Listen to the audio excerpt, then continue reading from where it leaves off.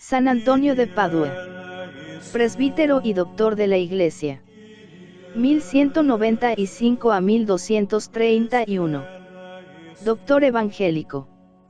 Memoria obligatoria. 13 de junio. Pocos santos tan populares como este discípulo de San Francisco de Asís, y, sin embargo, su figura se presenta en la historia como diluida en un horizonte lejano. Sabemos su origen ibérico, su nacimiento en Lisboa, su vida de predicador regular en Coimbra, aquellas ansias de martirio que le lanzan más allá del estrecho para predicar a los moros marroquíes, y, finalmente, su ingreso a la orden naciente de los franciscanos. Hay, sin embargo, en él una cosa que aparece con claro y vigoroso prestigio, es el poder soberano de su predicación. Por grandes y numerosos que sean sus milagros, hay otros muchos santos que se le pueden comparar en este aspecto, su rasgo característico, su privilegio singular, el milagro constante de su existencia, es la fuerza irresistible de su predicación, el poder de su voz sobre los corazones y las inteligencias, el efecto mágico de su palabra. Las multitudes se juntan en torno suyo, las iglesias eran estrechas para su auditorio, las plazas se llenaban de una muchedumbre compacta y diversa, frailes, autoridades, campesinos, judíos, herejes, malhechores que salían de sus guaridas disfrazados de monjes, gentes de toda condición, que unas veces aplaudían frenéticamente, otras se encendían en llamaradas de fe y devoción, otras lloraban, conmovidas por las terribles denuncias del predicador. La oleada crecía siempre tranquila y apasionada. Lo mismo en la Romana que en Umbría, en la Provenza y en Languedoc y en las orillas del Sena, su llegada conmovía las poblaciones, y cuando en sus últimos años fijó su residencia en Padua, él era una institución en la ciudad, que se llenaba constantemente de curiosos, devotos y peregrinos. Con frecuencia sus oyentes pasaban de 30.000, y no eran solo campesinos y gentes del pueblo, fáciles de arrastrar y convencer, eran todas las clases de la sociedad las que corrían deslumbradas por el resplandor de aquella elocuencia, que unas veces parecía rayo de tempestad, otras apacible claridad de amanecer, otras luz irresistible del mediodía.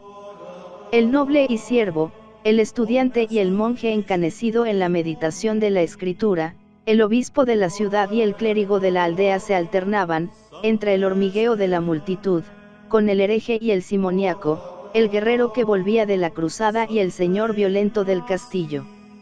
El tirano caía como herido por un relámpago al eco de aquella voz que anatematizaba sus crueldades. Los ladrones empezaban a aborrecer el dinero y los jugadores tiraban los dados al río. El pobre fraile de la tosca túnica, de los pies descalzos, de la mirada seráfica y el gesto de profeta se apoderaban de sus espíritus, los dominaba de una manera irresistible, manejaba y transformaba sus corazones, llevándolos de la contrición a la esperanza, del dolor a la alegría, de la impenitencia a las lágrimas. No les halagaba con el encanto de una virtud dorada y fácil, sino que atacaba sin piedad los vicios, revelaba sus deseos inconfesables, desenmascaraba sus concupiscencias, sus odios, sus usuras, sus tiranías, y les obligaba a renunciar a sus costumbres enraizadas.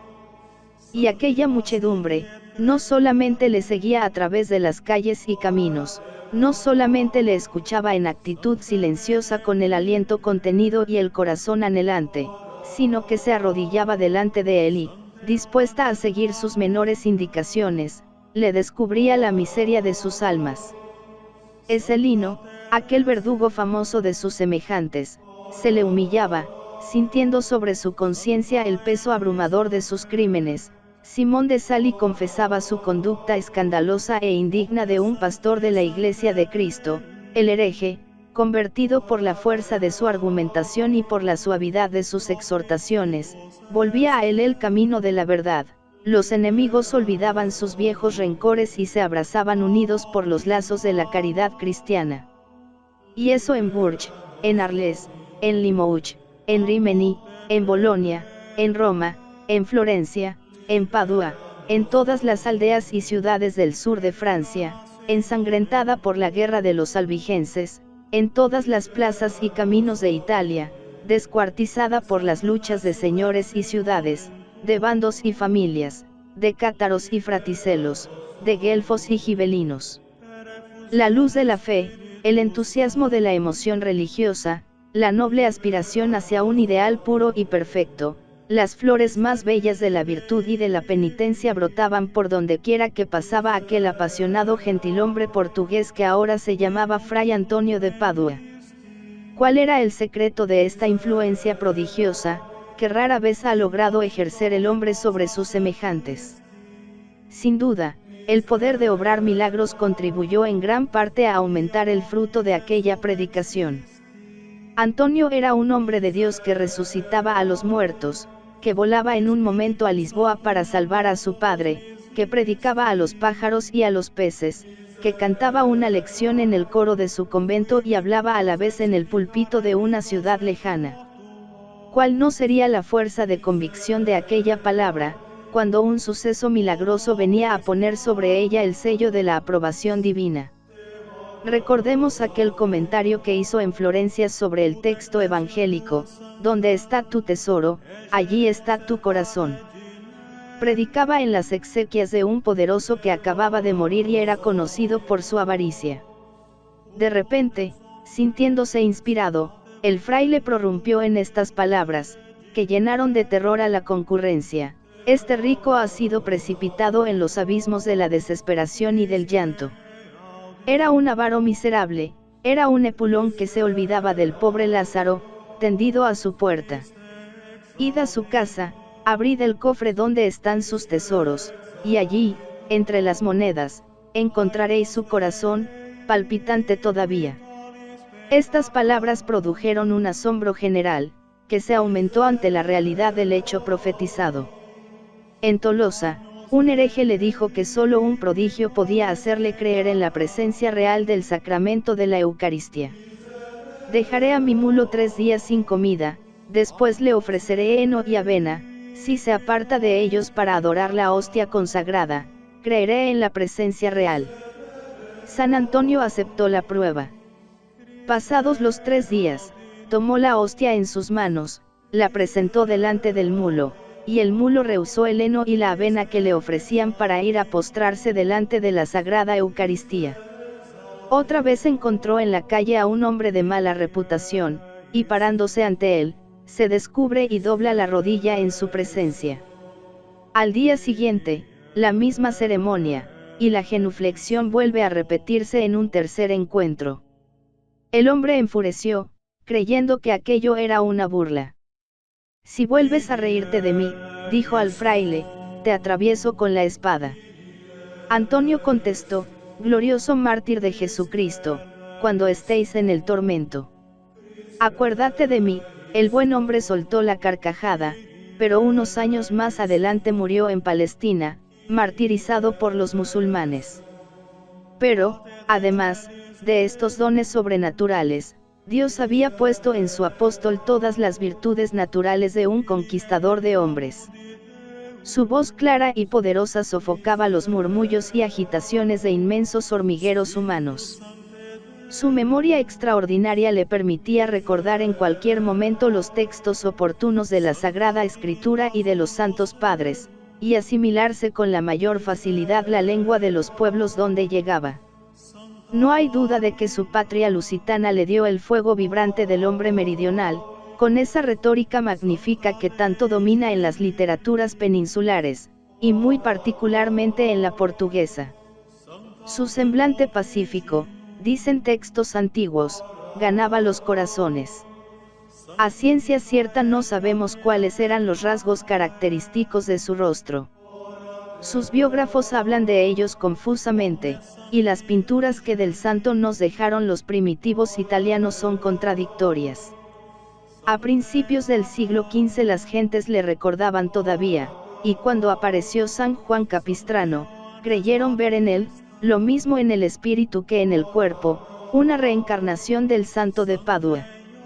Recogiendo y uniendo las noticias biográficas, podemos representarle como un hombre de agradable presencia, sin barba, A diferencia de su maestro San Francisco, nariz firme, espesa cabellera, boca pequeña, labios finos, ojos extraordinariamente luminosos y piel, del color común entre los españoles, es decir, morena. A todo esto se juntaba su ciencia profunda, su conocimiento extraordinario de la doctrina católica y su experiencia del corazón humano. No era la de Antonio una inteligencia sin cultivar que hubiera fructificado bruscamente enriquecida por dones divinos. Cuando se llamaba todavía Fernando Bulón y Tavero, había encontrado, sin duda, en Lisboa buenos maestros de retórica. Luego, entre los religiosos de Santa Fe de Coimbra, su juventud, antes de iluminarse con anhelos de martirio y perfección evangélica, se ilumina con la pasión de los códices visigóticos. Al llegar a Italia se esfuerza por ocultar su talento, su sabiduría y sus aventuras apostólicas en Marruecos. En 1221 asiste al capítulo general de Santa María de la Porciúncula. Ni Fray Elías, que preside, ni San Francisco, que se sienta a sus pies, ni uno solo de los 3000 hermanos capitulares fijan su mirada en aquel joven extranjero, que lleva todavía encima el polvo del viaje. Entonces se le considera más apto para lavar platos que para predicar desde el púlpito. Poco tiempo después la obediencia le obliga a decir unas palabras para edificación de los hermanos. Y habló con ardor, con claridad y con precisión científica. Hubo un movimiento general de asombro, y el mismo patriarca, que gustaba, sin duda, de los sermones callados pronunciados por sus discípulos mientras cruzaban con regocijo las calles, pero que no odiaba la sabiduría, le escribió esta carta famosa: al hermano Antonio, mi obispo, saluda el hermano Francisco. Es mi gusto que enseñes teología a los hermanos, con tal de que, como manda la regla, el espíritu de oración y devoción no se extinga. Adiós. Esta ciencia racional y patrística es la principal cualidad que descubrimos en los sermones que se conservan del santo, sermones que apenas creeríamos suyos, si no estuviéramos seguros de su autenticidad. No faltan en ellos distinciones ingeniosas, bellas interpretaciones de los textos bíblicos y comparaciones que revelan una atenta observación de la naturaleza, pero el corazón ardiente que incendió en el amor de Cristo al mundo occidental del siglo XIII parece ausente de aquellas páginas. Son discursos fríos, sutiles, académicos y hasta afeados por ciertos indicios de refinamiento escolar, más angélicos que seráficos. Vemos un San Antonio demasiado preocupado de las exquisiteces de la rima y el movimiento rítmico es una elocuencia de escritorio o de clase, no la formidable elocuencia popular que arrebata a las poblaciones de Francia y de Italia. Esta permanecerá siempre desconocida para nosotros, aunque podemos verla reflejada en los efectos. Y los efectos fueron prodigiosos, efectos de la elocuencia y de la santidad. La elocuencia ponía el encanto de la palabra, la santidad escondía en la palabra una fuerza divina cuyo impulso excede a toda fuerza natural. La santidad del obrador de milagros estallaba en obras maravillosas y en palabras espléndidas, se exteriorizaba en sus gestos, en su actitud, en los movimientos de su cuerpo, en todo aquel conjunto de grandeza y de serenidad, de verdad y de energía, de austeridad y de compasión que se adueñaba de los corazones con una violencia tan dulce como irresistible. En cierto modo, su oratoria era todo su ser, abrazado en el amor de Dios y del hombre. Ese amor le abrazaba y le consumía, y le hacía correr como delirante a través de los campos italianos, cantando con su bella voz de poeta su himno mariano: oh Señora gloriosa, más alta que las estrellas. Atravesaba en una carrera vertiginosa, como si presintiese la brevedad de su vida, de Roma a Ferrara, de Bolonia a Florencia, de Milán a Rímini. Es en Rímini donde su palabra se encuentra por vez primera con el desprecio y la rebeldía. Los hombres le rechazan, pero los peces se apresuran a oírle. Un día, cuentan las florecillas, Antonio se acercó a la orilla en el lugar donde el río desemboca en el mar, y habiéndose sentado en la orilla, comenzó a decir: escuchad la palabra de Dios, peces del mar y del río, puesto que los paganos herejes se niegan a recibirla. E inmediatamente acudió a donde él estaba tal multitud de peces, grandes, pequeños y medianos, que jamás se había visto una cantidad semejante. Todos sacaban la cabeza fuera del agua, todos parecían mirar hacia la cara del predicador, todos estaban en orden, tranquilos y atentos, junto a la orilla los peces pequeños, detrás de ellos los medianos, y en el fondo, donde el agua era más abundante, los de gran tamaño. Y San Antonio empezó a decir: hermanos míos los peces, a vuestra manera también ustedes están obligados a dar gracias al Creador, que les ha dado por morada un tan noble elemento, a unos aguas dulces, a otros aguas saladas, según el gusto y conveniencia de cada cual.